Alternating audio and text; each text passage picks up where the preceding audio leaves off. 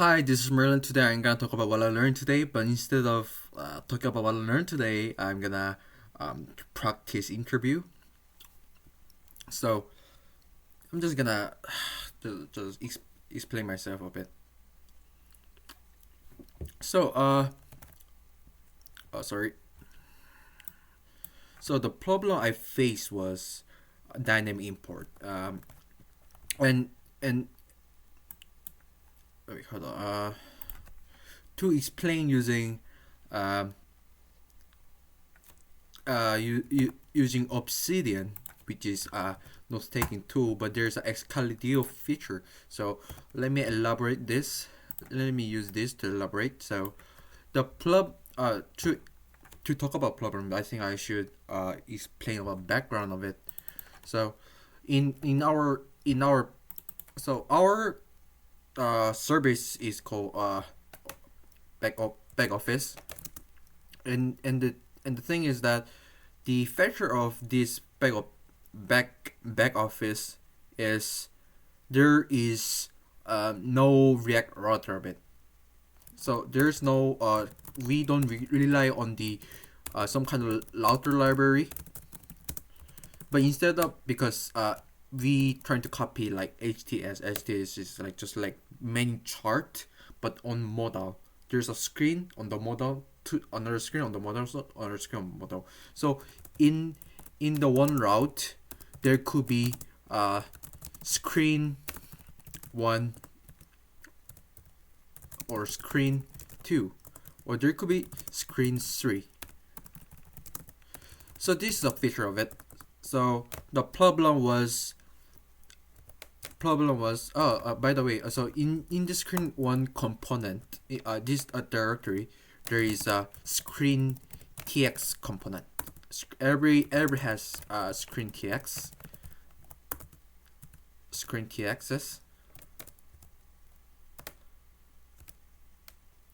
screen text, and the screen txs inside the screen tx we export it. We export of screen metadata. And in this screen metadata component, there is a component which is rear screen component, and the ID like one, and the metadata of it, some kind of it. So the thing is that to open it, we should know about the component and the metadata. So what we did was we use map, because there's not router, there's a main data of the object list of screen, which screen has to be in, and we get the metadata of it. We flatten the object, and we map on it, and inside map we dynamic import it.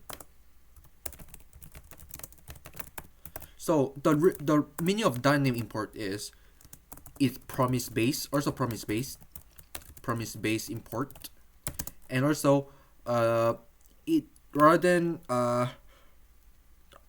so the path of import is dynamically change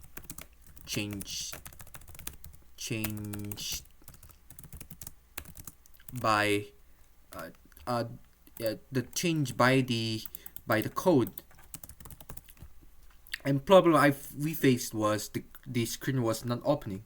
So so to solve this, and there's a two major reasons of it. One is the dynamic import, because dynamic import is promise based import. What I mean promise based.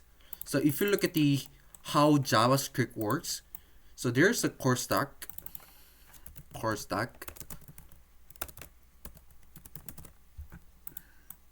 So I think I'm gonna a little bit, yeah. There's a core stack, and there's a web APIs,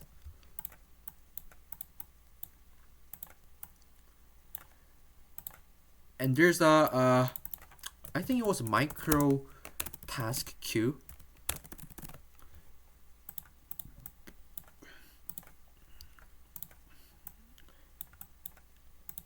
and micro task queue. And the difference of this is my macro task queue is it has only promise, but other micro task is handles like set timeout or some kind of logic. But micro task queue is like promise based. And event loop is the one who checks the call stack if it's empty and get the task on the queue and put it in the call stack. So that is how event loop does. But the thing is that if you run Babel of the import, every gonna become a require because the common JS. And the reason why we have to use Babel to convert in the common JS because a browser there is a capability. There's a every user had different specification of the browser. So if the user had using a old browser, very old browser, but if my website is using some kind of modern ES6 syntax, it will gonna work. It will not gonna work. And also the search engine is also not lately updated. So I think it will gonna is kind of hard to understand the modern EX6 syntax. So we have to make it the common JS to broadly browsers to understand, and that is how it works. So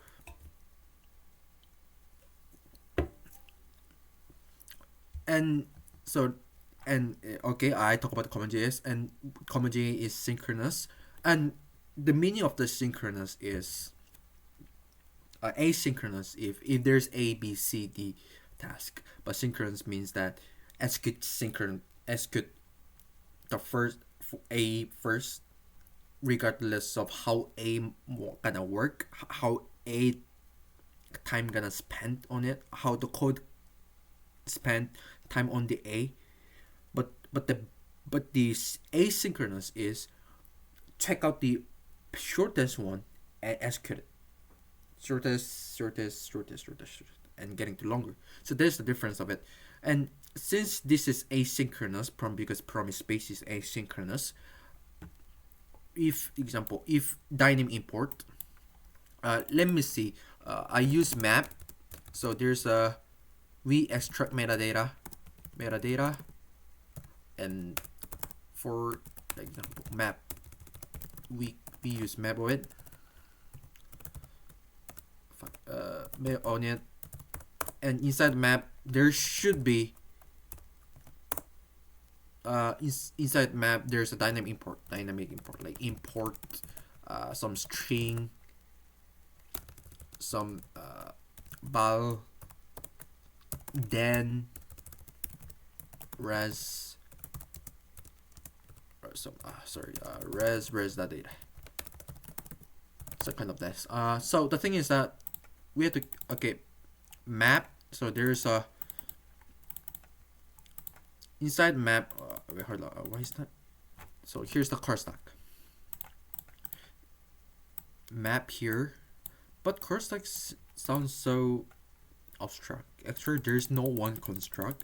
It just stack frame that just tracks the call. I think it's just the frame is best way to explain, because there's no such a thing as single car stack. Inside stack there is call stack execution context or some kind of it, but there is no some kind of course like call stack is very simplified. So map, so we call the function map, and inside that there's import. But if you analyze it, there's gonna be promise required syntax. I forgot it. So promise required syntax, and promise based is gonna be like resolve resolve. Yeah, I think I'm not sure of it. I think I should understand how promise work, but some kind of this. But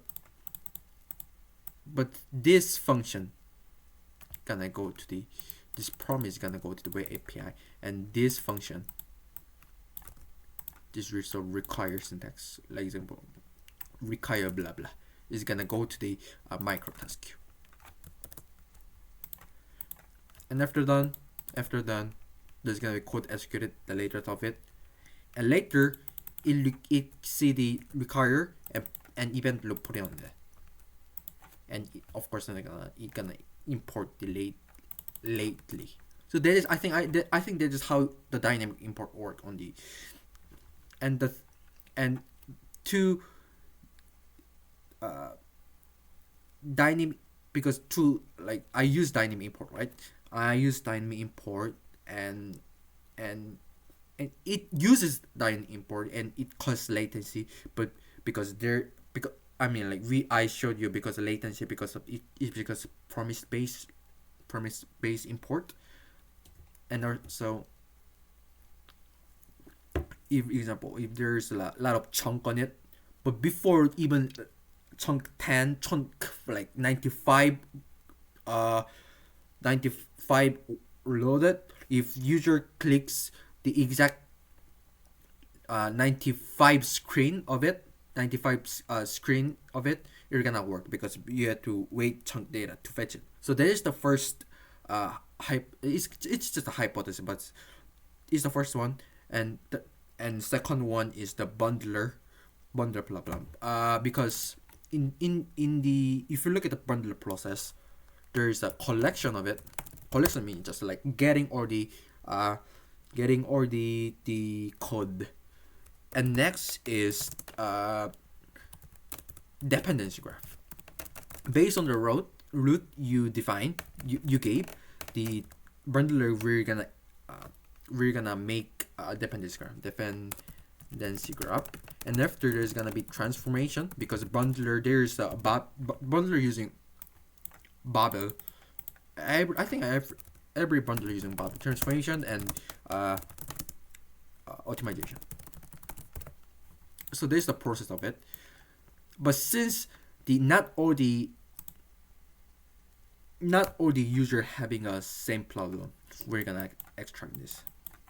Next, if you're using Babel, I try to use Babel. I really analyze the Babel of it and try to transform it. There's no problem of Babel, but if there's problem of it, there should be other user gonna face it. I think there's problem of dependency graph. The reason it could make dependency graph is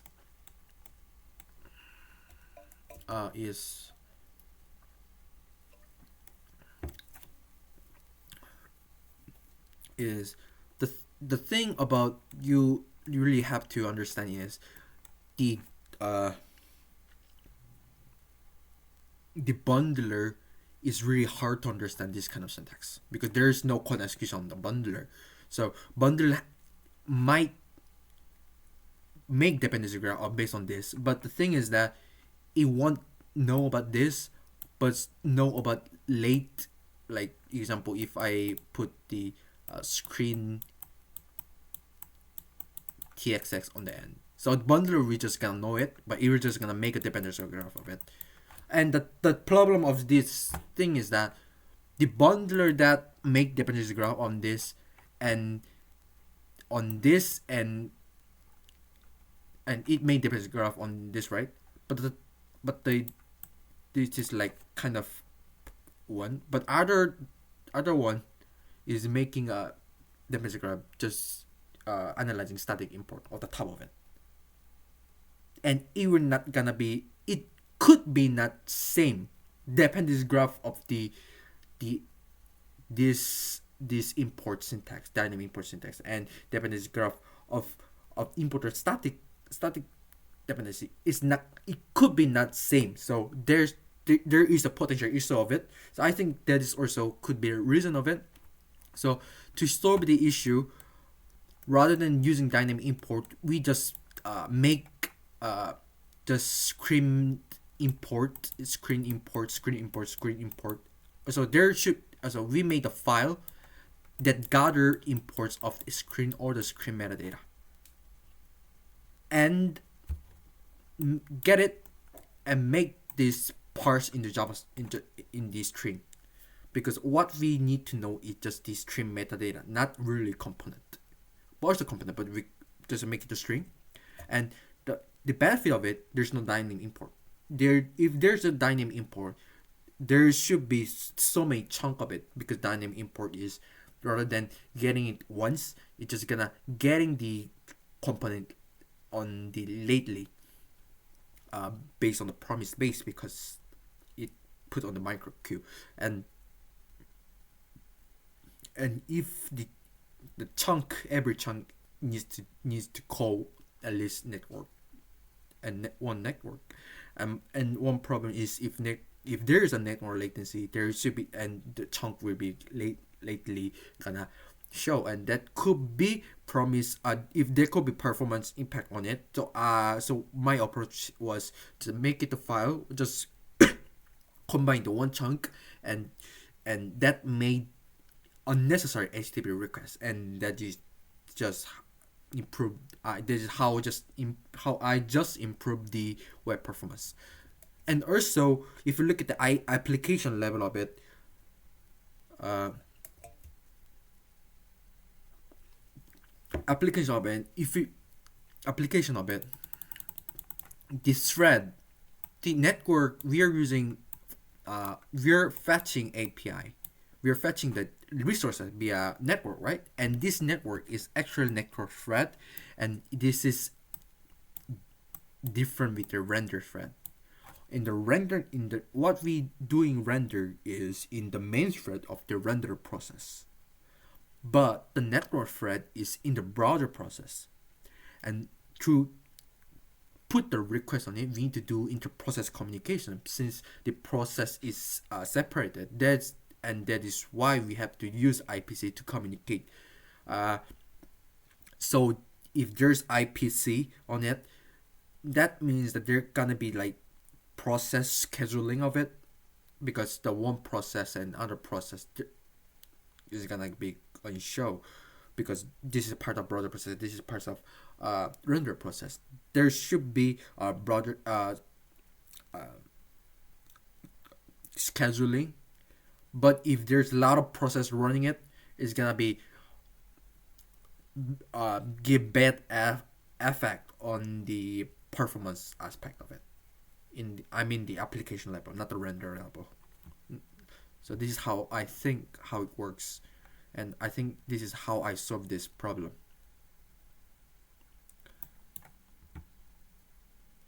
And so this is it. I don't know how it works, but I don't know. I really work hard on it. I don't know how it goes, but I'm gonna try my best. Bye bye.